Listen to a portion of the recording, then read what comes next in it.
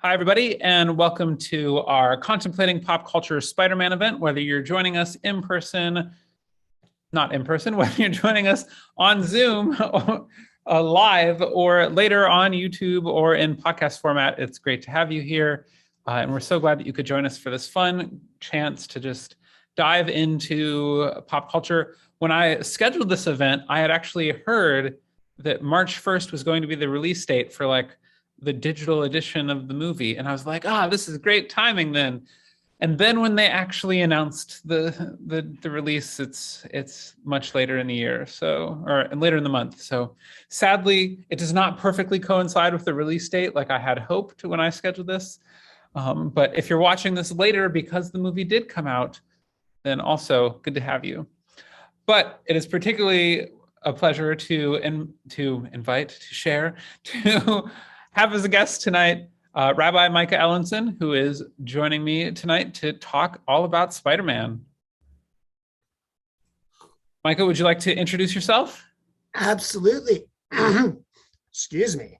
I'm Rabbi Micah Ellinson. I'm the pop culture rabbi on TikTok, and I'm just thrilled to be here to talk Spider-Man and pop culture. March is this amazing month for pop culture. Batman just is coming out tomorrow. We have Moon Knight coming out later on in the month. There's just a myriad of different things. The Atom Project's coming out. I'm so excited for March in general, and Spider-Man No Way Home on DVD, which if they push that to April, I will be sad. But March seems to be the month. So it's just wonderful to be here, exciting. I just plugged a bunch of things that I have I'm not getting paid to plug those things, but all wonderful things to watch. It's all just genuine excitement, not any paid advertisements. It really is. That being said, Marvel, DC, if you want to sponsor the Contemplating Pop Culture series, please feel free to reach out to me at re@4thu.org. But I love this series. It's one of my favorite things that I have the pleasure to get to take part in. We've had fascinating topics: Lord of the Rings, the Golden Compass. Later in this year, we're going to have young folk led. Some of our middle schoolers are going to lead one about Rick Riordan and Percy Jackson series. We have one hopefully over the summer, possibly about Harry Potter fan fiction, death of the author, all of that sort of topic, and how you do that, how you navigate that whole world of fandom. And then hopefully in the fall, I'm also hoping for Star Wars in theology as a big, the energy seems to be going in a better direction from Star Wars. Like last year when I was starting the series, the Rise of Skywalker had left a little negative taste in some folks' mouths. So hopefully by fall, we're all having a good Star Wars experience, and we can have Rabbi Micah come back for Star Wars contemplations. Absolutely. I actually find it so sorry. I find it really interesting what's going on right now in the Star Wars fandom on TikTok is there is this pushback against the toxicity. So a lot of the bigger creators, way bigger than Ember and I'm talking about the creators with 50, 60,000 to a million followers, have pushed back. There's a creator named Straw Hat Goofy who did a short video, African-American man, and he's basically said, as a creator, I get death threats. I've had racist comments made against me. And the thing I am most afraid to post is Star Wars content. And this really made the Star Wars fandom, the positive Star Wars fandom, really rise up, pardon the pun, rise up and say, wait, there's actually more of us than there are of them. There's more of us that love this stuff. There's more positivity in the world than negativity. And so let's flood the TikTok verse and the YouTube verse with that positivity to counteract that toxicity, which is out there, which really can diminish one's enjoyment of pop culture and really misses the entire point of why we love these things, is because of the messages of humanity, of who we can be, of rising up and being our best selves. And so I will be happy to come back and talk Star Wars in a few months when we see where this wave is taking us. Well, you might say that when we're dealing with pop culture, that we have both a great power and a great responsibility. And that's it, folks. We're out. Yep, sorry, I don't know that I can top that for the rest of the night.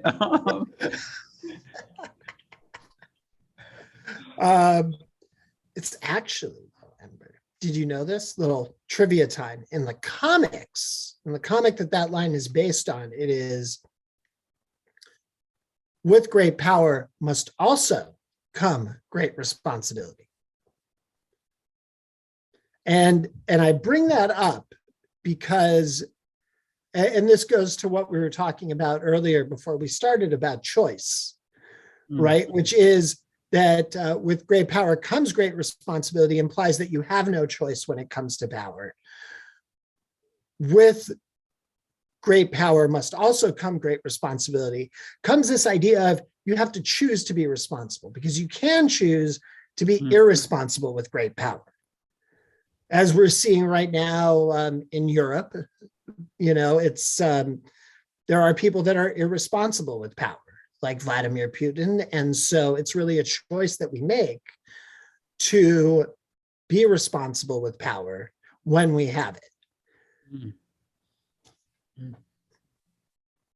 When you might have gone to Europe, but my mind went to Spider-Man 3 with angsty emo Tobey Maguire. That was where my mind went for not using power responsibly. Right. Well, the idea, though, Ember, is that we use these things. We use whatever the metaphor is in the film or wherever we get it from to frame our daily lives and to frame what it is that we're going to do in the world and how we want to be in the world. So whether it's Spider-Man 3, whether you jump to Spider-Man 3 or to Europe, the hope is that eventually we jump out of the story into the real world and bring these values and bring these ideals into our daily lives. To me, one thing I like about that state, the great power, great responsibility, is it feels like a little bit of a counterbalance to another statement that gets tossed out a lot about power, which is the one from the doesn't know anything about power at all because he's not a lord, Lord Acton, who's all great power or with great, or no, not, he's the absolute power corrupts absolutely or whatever. Yes. And, interesting that he didn't use that as the impetus to give up his title and his lands and his power. Strange how that works. He wants to dissuade others, but whereas Spider-Man gives us this other message that you can have power and you can use it responsibly. It's on us to determine how we're going to use that power. Right. And that's I feel like that's at the center of all of these comic book characters, but Spider-Man especially has this idea of, as we were talking about, of choice, right? That he's constantly, Peter Parker, and when we say Spider-Man, we're specifically talking about Peter Parker today, but if we're talking about one of the other Spider people, we'll delineate that, but specifically Peter Parker, in this case, constantly is faced with choice. His origin story in the comic books is all about choice. He gets bit by this radioactive spider and he chooses to become a celebrity. He goes on the late night talk shows. This is in the comics. He goes on the late night talk shows, or if you saw Spider-Man 1 with Tobey Maguire, he goes and he becomes a wrestler. So he uses his power for his own gain. And we can judge that in retrospect. We can judge that in retrospect because Uncle Ben dies from that choice, right?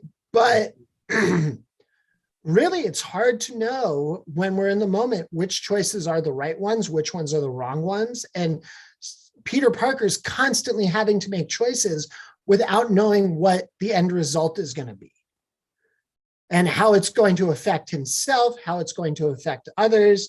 And really, ultimately, his choice is one of isolation, is one of, I'm going to be so responsible for others that I'm actually going to end up neglecting myself.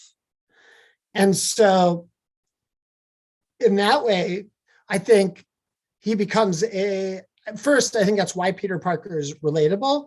And second, I think that's why he becomes almost a cautionary tale of what happens when you're almost too altruistic, when you're almost too there for other people.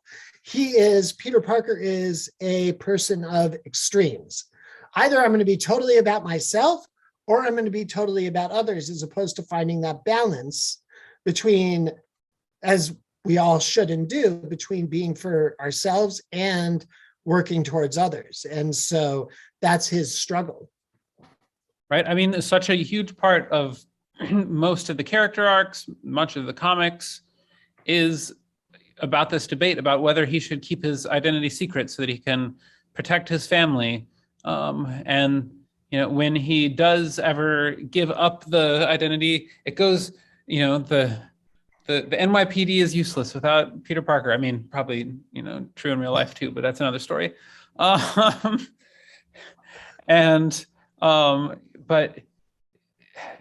he has to be the one to hold it all together, and he has to sacrifice his family for that. He has to keep the secret. And I mean, it's just, yeah, to contrast that with like this idea of him as like having to decide whether to help others or take care of himself, like, and I think you see that in a lot of superhero stories, that these heroes have to basically give up everything else about their life to like focus on being a hero. Being a hero is like a career. And I mean, Superman too, the Christopher Reeves one, he gives up his superpowers to be with Lois, and then has to get them back because General Zod and his minions have attacked the White House. And so it's this idea of being a hero means sacrificing one's self, which I don't know if that's healthy or not. I don't know if that's something that we should be aspiring to, but I do think that it is something that I find lots of people struggle with. Maybe not on that global scale, but definitely do I set limits with family and friends? Or do I, open my doors for everybody? And so comic books, pop culture, these stories become so powerful for us because they're reflections of how we live our lives. And the nice thing with the fictional characters is they can live the lives in the extremes, as opposed to us who live in, hopefully live in the gray and live in the balance. I don't know that people would use balance, despite me being both a Libra and a Taurus for my moon sign. I don't know that balance is a word that people would often use to describe me. But I'm working on it. Well, and that's what I mean, Ember, ultimately, is that we're working on being balanced, not that what we are. Well, and you brought up that we were talking about Spider-Man as being Peter Parker, but between Spider-Man Into the Spider-Verse, as well as spoiler alert for Spider-Man No Way Home, please mute your device if spoiler alert in 3, 2, 1. So we have the multiverse in Spider-Man No Way Home. So not only do we get to see in Into the Spider-Verse, we get like Spider-Pig, and we get the Spider-Noir and Micah Spider-Man, but then we get to see the 3 trilogies of movies come together into a cohesive narrative that brings together, and they can all, do the point at each other and, hey, it's you. You're Spider-Man. No, you're Spider-Man. The meme. They got to do the meme. They couldn't resist. But I mean, that's a fascinating concept to think of. I mean, theologically, to think about the ideas of parallel universes, of multiverses. What do you think? Is there a multiverse? Is there a multiverse where you are a superhero? It is interesting, Ember, because I literally, I have somebody mutual. We call them mutuals on TikTok. Like they're not like, I wouldn't call them friends, but people that you both follow each other. And so I have a mutual who's called @thatnerdtara, and she does all of this thinking about the multiverse. And then there's another one, Cap Without a Country, and he talks about the omniverse and whatnot. And I a couple weeks ago, Ember, I was sitting around all day and my wife kept going, "Are you okay?" I said, "Yeah, I'm just thinking." She, walked in a few times and like, "Are you okay?" "Yeah, I'm just thinking." And finally she goes, "What are you thinking so hard about?" And I go, "I'm thinking about the multiverse and how it actually would work and what the science of it would be. And, what does it mean? Do they like split off at a certain point? How does it affect the singularity? In other words, the Big Bang, right? Did the Big Bang create one timeline and then everything branched off from that? Or the moment of the Big Bang, did an infinite number of timelines emerge from that? Was there a moment where the timelines start to split, whatnot?" And I came to the conclusion, Ember, that there really are very few practical implications for figuring out how the multiverse works, other than banging your head against a wall. But it is interesting. And I think what becomes theologically interesting is with the multiverse, the conversation that comes out of it is one of, does the universe operate on free will? Does it operate on karma? Does it operate on predestination, right? Is there a plan? Can you affect that plan? Do your actions affect the future? Do they, how do our choices, do we have a choice when it comes to things? Are things written out for us, right? And so it affects the way that we frame how the universe works. And that ultimately, Ember, when we decide on the world is predetermined, or the world operates on free will, or the world operates on karma, let's say, whatever we decide is what gives the individual a degree of comfort, right? In other words, right, if I decide that everything is predetermined, then everything's predetermined, right? That's how I understand the universe. Doesn't mean I'm always happy. It means I'm comfortable, right? I'm not in chaos anymore. And that's what the multiverse ultimately, that's the theological usefulness of discussing the multiverse, is it says, I understand how this crazy universe works. It's no longer chaotic.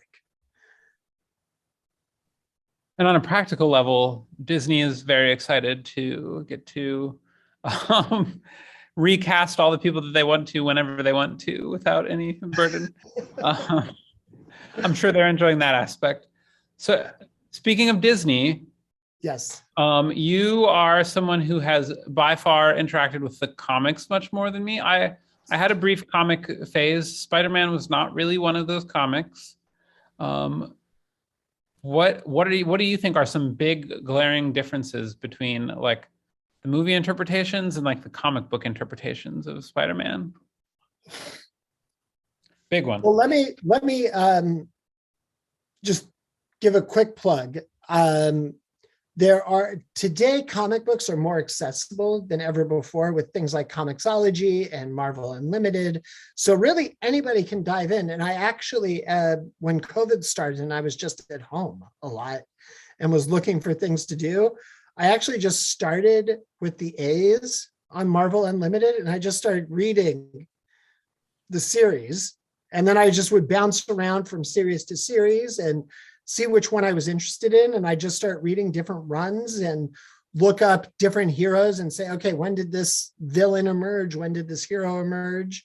And I just would start reading runs. And this is as an adult. This is only since COVID started. So that's partially how I've gained some of this knowledge, is just doing research ostensibly, or approaching it as research. This is the thing about, for any of our young folks listening, if you dedicate your, part of your knowledge to pop culture, you too can have it be like an area of expertise to you can call reading comic books research. Well, one more thing, just really quick, and one of the a bunch of the people I follow and have mutuals on TikTok are pop culture professors. They have their PhDs in pop culture. One of the book I'm reading right now is called How to Read Comics and Why. And I'm just in the beginning, and he's analyzing The Dark Knight Returns as a reaction to this person named Wortham in the 1950s, who basically said comic books were corrupting America with their homoerotic underpinnings, with heroes and their sidekicks. And this author talks about Frank Miller writing Batman Returns as a response to that, to this idea of the homoeroticism. And instead of making it, about the heroes and the sidekicks, Miller makes it about Batman and Joker and how their relationship is this almost homoerotic love affair between two sides trying to reconcile. And so, yes, you can get your PhD in this stuff. You can study it. You can become an expert. And there really are profound things that one can talk about with this. But Ember, you had a question. Well, I was going to say hashtag enemies to lovers. It's the enemies to lovers trope from fiction.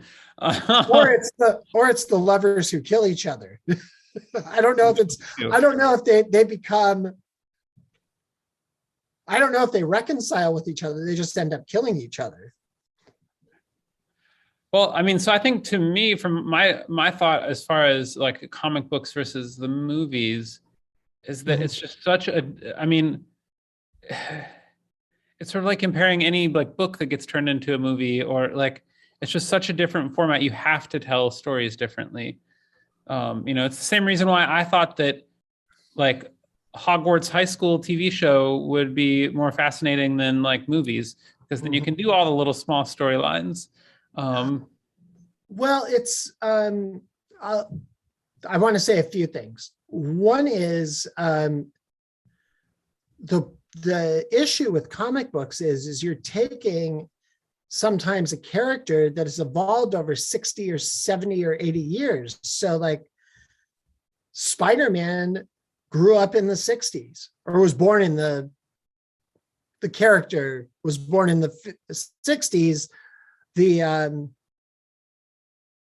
Peter Parker himself born in the 50s. And so his interactions were in the 60s, and then in the 70s, and then in the 80s and the 90s and the 2000s. And so you have this character that kind of has to adapt to different timelines. And sometimes those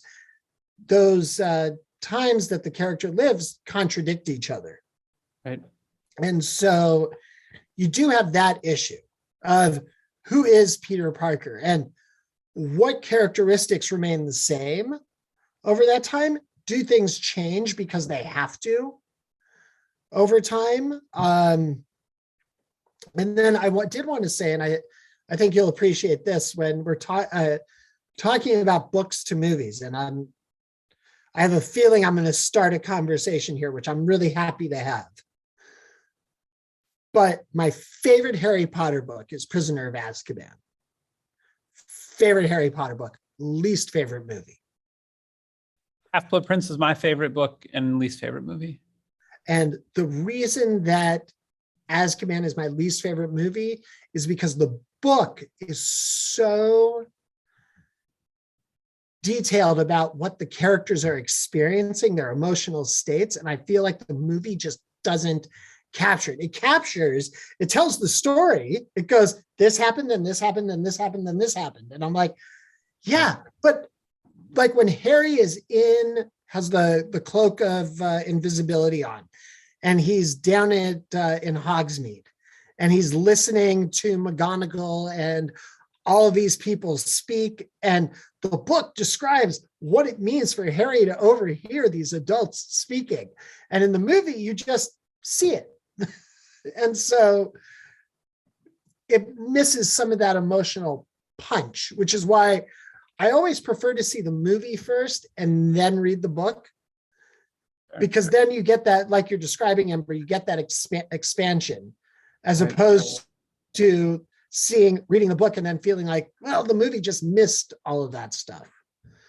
One of the things so speaking about like emotions, one of the things that you tossed out as we brainstormed like different themes and ideas for tonight that really fascinated me was you mentioned Spider-Man and like the toxicity that he gets from like J. Jonah Jameson, and how he has to deal with like being called this menace and how that affects him psychologically. And then you also even connected that to burnout. I'd love to hear you just feel free to just ramble on that topic, because like you put it in the email to me and I'm like, I want to know, I want to hear his thoughts about this. Well, I think, Ember, and I'd be interested to hear what you have to say about this too, because it's one thing to intellectually know something, to know, okay, those people are jerks, those people are racist, those people are homophobic, they're transphobic, whatever it is. It's another thing to hear the comments over and over again. The emotional toll that it takes. It's understanding intellectually is not always understanding emotionally. Like one of the things that I see over and over again in conversations in the pop culture community is you'll have these people that say collect hard copy DVDs, or fans that collect, a certain type of toy, right? Funko whatever Pop. It is, Funko Pops. And it's like, do you know how much money you're wasting? Nobody buys physical copies anymore. And what they're trying to do is give a logical explanation to an emotional act. Because we as a society have so overvalued reason since the Enlightenment. This is why, by the way, Ember, people go, this is why there's even the thought that you can change somebody by sending them away to a camp or getting them educated. It's like, all we have to do is educate this person, and then we can change how they feel. And it doesn't work that way. And the example that I've been thinking of, and I'll probably do a short video on this on TikTok at some point, is you go to the amusement park, you go to Disneyland, and you stand in line for 2 hours for a 45-second to a minute and a half ride. That makes no logical sense, Ember. There is no way. You cannot convince me that that is a rational act. It is logically ridiculous, but it's emotionally fulfilling, right? And so you can reason with your children. Hey, this shouldn't hurt your feelings. Don't let them do this. But it does hurt.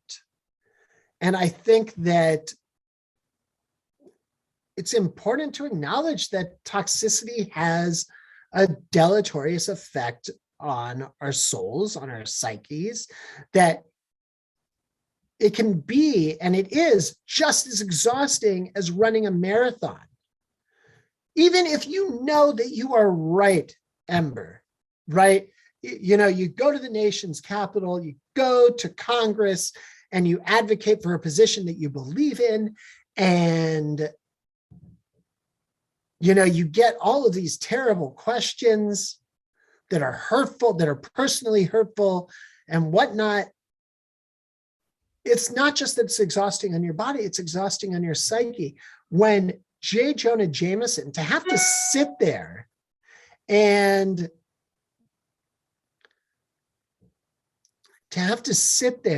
listen to this man go on and on about how terrible Spider-Man is, and to listen to that, is spiritually draining, the same way that if one were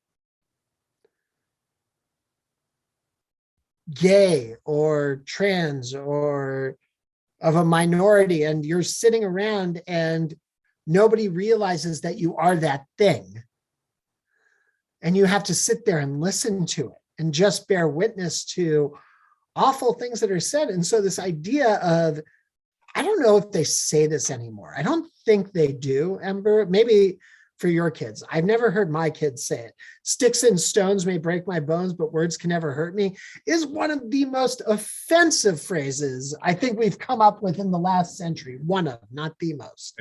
But it is, because again, it is this celebration of reason that really started with Descartes' I think, therefore I am, right? If I can think, if I can be intellectual and scientific and anti-emotion and feelings, and those are primitive. And so we vilify these feelings and we diminish these feelings to our reason. But the truth is if we didn't have those feelings,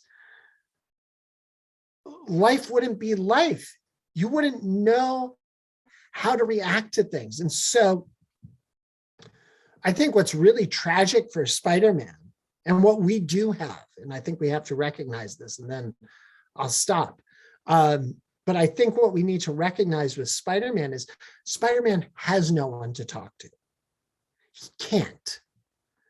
He literally can't. Like, even if he went to a therapist, the therapist might actually be obligated to report Peter Parker, because therapists have to report if their client's going to commit a crime. And Peter Parker, by and large, being a vigilante, is breaking the law. He has no one to talk to, which should remind us that we do. I now want to pitch to Marvel that a series of like a chaplain to chaplain to the heroes. You and I can be like we'll be the stars of the TV show. I love this idea. Because they need that someone to talk to. They do. I don't know if our spouses would be okay with us being gone for that long, but we'll get them on board. If we're Marvel movie stars, then it'll be like the new WandaVision. It'll be chaplains. I always said it about Grey's Anatomy is that hospital needed a chaplain and HR person, and they clearly had neither because nobody could set boundaries. And a lot of superheroes seem to have the same problem, that they can't separate their work-life balance there. It's not that they can't, they're not able. They Right. don't have there are no avenues for that. When Wanda Maximoff is the most powerful woman on the planet, who the hell is she going to go talk to about her grief over the loss of the love of her life? Who can possibly understand her in such a way that would allow her to heal? She needs to carry, this is why I think Encanto has been so big, is because it is all about these people who have to shoulder the emotional burdens of everybody else, but have no one to talk to. This is why Mirabelle's the hero, because she can see all of them. She's able to say, hey, you can talk to me. But without the Mirabelle in your life, it's untenable, right? If Peter doesn't have MJ, and it doesn't have to be MJ, it can be anybody who is a partner, right? It doesn't have to be heteronormative, and it doesn't have to be psychosexual either, I don't think. But you do need people that you can trust, that you can confide in. And without people that you can really trust, it will drive you crazy, as we see happens to Peter over and over and over again, because there is no one for him to share the burden with emotionally and psychologically.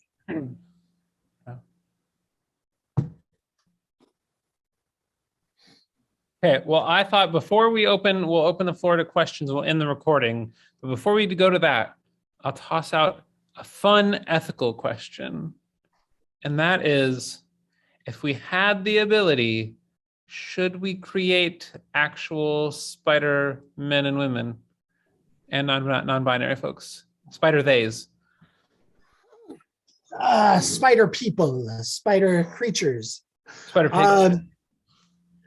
So I do think the comics address this on some level. The ethical implications of cloning and whatnot. And I'm interested, Ember, in what you think. But I do think that there's a central religious question that religions kind of struggle over, which is, and again, it's how you construct the universe, right? What's your theodicy? How does the universe work? Does it work on free will? Does it work on predetermination? And what role does faith play, right? And so one argument is, well, that's not the natural order, right? Shouldn't mess with the natural order. The other idea is that, of course, it's the natural order. God gave us these brains. This is all within a God argument, right? I'm not going to get into the universe is totally random and whatnot. But God gave us these brains to figure out medicines and whatnot, and we should do whatever we can with them. You know, I think that the question becomes ultimately like, is there a benefit to creating spider people and whatnot? Here's the sad thing, Ember. What do I really think? I think that if militaries can figure out a way to do it, they're going to do it, and it's going to start with the military, right? Because that's how many of these things start, and then the ketchup's out of the bottle, and you got to deal with what you're going to do with it afterwards. I think that it is.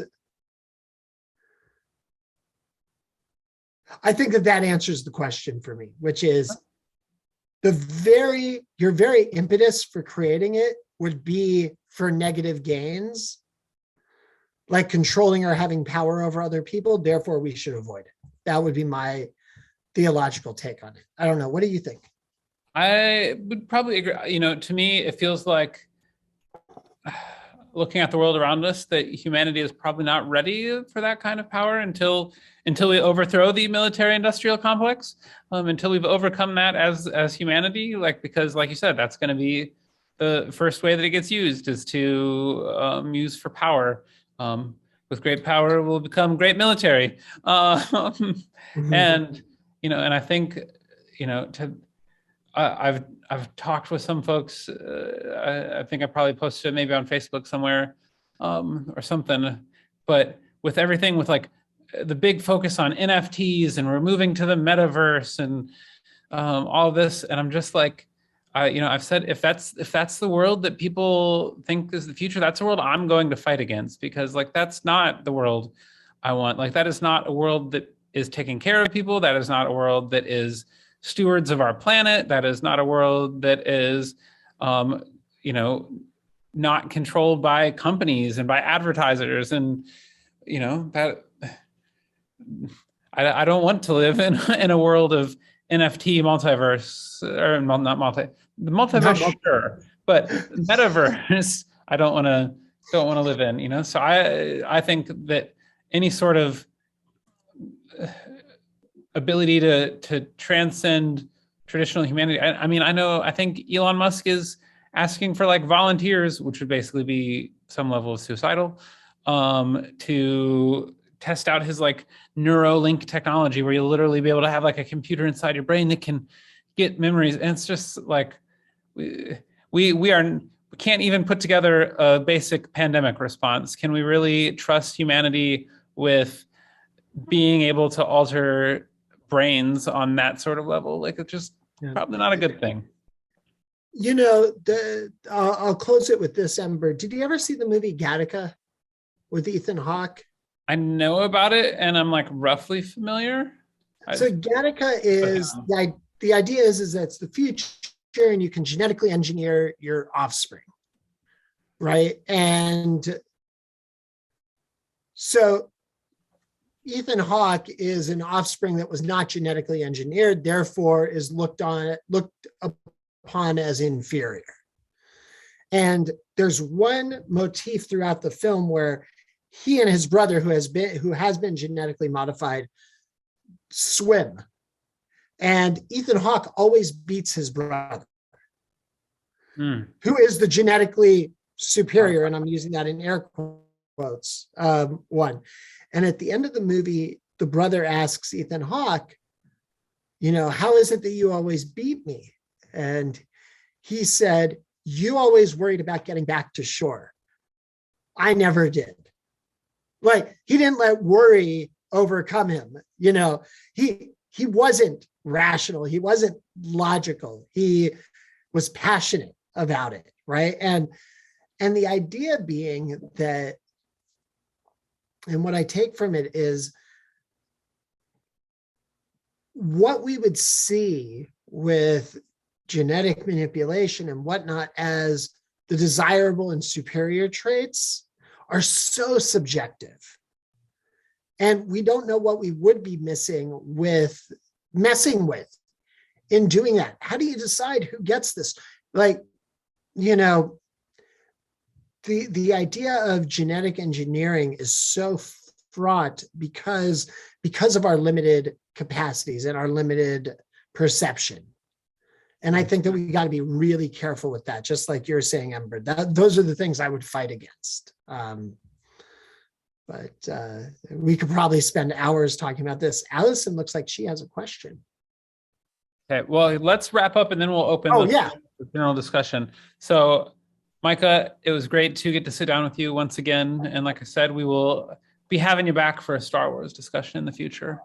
I would love that. I want to thank you and your congregation and your community for having me and inviting me in and listening to me pontificate with you on these very meaty issues. I'll close with one last thought, if I could.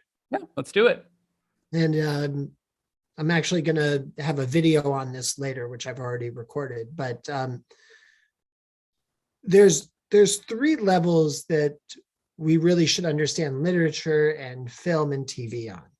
And I'm going to use my own personal definitions for these terms, not the academic. But one is the metacontextual, the other one is the context, and then the subtext. And the textual or the context is, the simplest level, like what's happening to Spider-Man in this scene, and it's just what's there.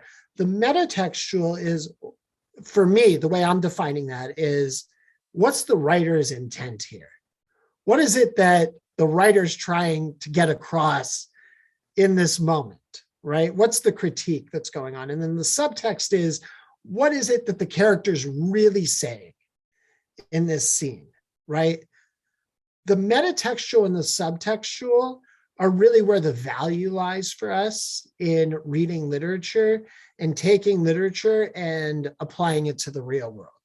Is what is it that the writer is really trying to get us to understand as a society? What is this character's struggle trying to get me to understand as an individual? And that's where pop culture, that's where Spider-Man, that's where these heroes become so valuable for us as foils for our own lives to understand and frame how we interact with the world. There we go. That is a perfect place to wrap up our recording.